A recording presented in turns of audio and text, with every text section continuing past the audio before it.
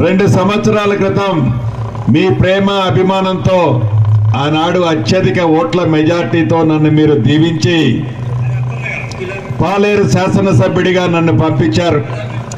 రాష్ట్ర వ్యాప్తంగా పేదోడి ప్రభుత్వం కావాలని, అది ఇందిరమ్మ రాజ్యంతోనే సాధ్యమని రాష్ట్ర ప్రజలందరూ ఇందిరమ్మ ప్రభుత్వాన్ని తెచ్చుకొని గౌరవ ముఖ్యమంత్రి రేవంత్ రెడ్డి గారి నాయకత్వంలోని ఈ ప్రభుత్వంలో ఒక మంచి శాఖలకి మంత్రిగా ఆనాటి మీ దీవెనలతోనే ఈనాడు నేను మంత్రిగా ఉండగలిగాను.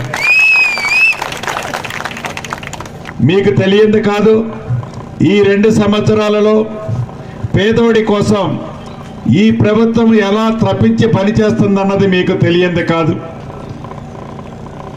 పేదవాడి ఆత్మగౌరవాన్ని కాపాడటం కోసం, పేదవాడికి ఆనాటి ప్రభుత్వం విస్మరిస్తే ఈనాటి ప్రభుత్వం 200 యూనిట్లు ఉచిత కరెంటు ప్రతి పేద ఇంటికి ఇచ్చిన కార్యక్రమం మీకు తెలుసు.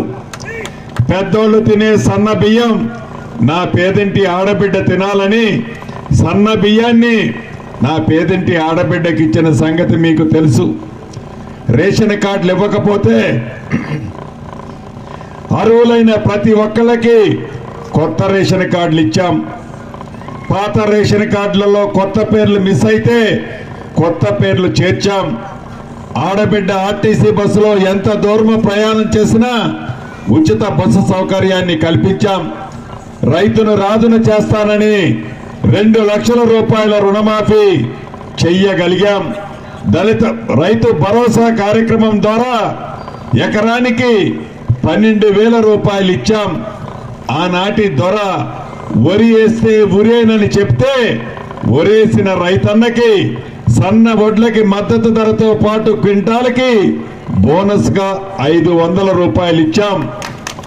డ్వాక్రా మహిళలకి 0 వడ్డీకే ఈనాటి ప్రభుత్వం పోయిన సంవత్సరం 23,000 కోట్ల రూపాయలు 0 వడ్డీకి డ్వాక్రా మహిళలకు ఇప్పించాం.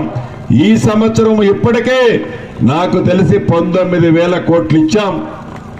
అంతేకాదు, ఇప్పుడు వచ్చేటప్పుడు చూశాను, మన ఇంటి ముందు కనిపెడుతుంది ఇందిరమ్మ ఇల్లు. ఇక్కడ వాళ్ళ ఆనందం చూస్తే వర్ణాతీతం.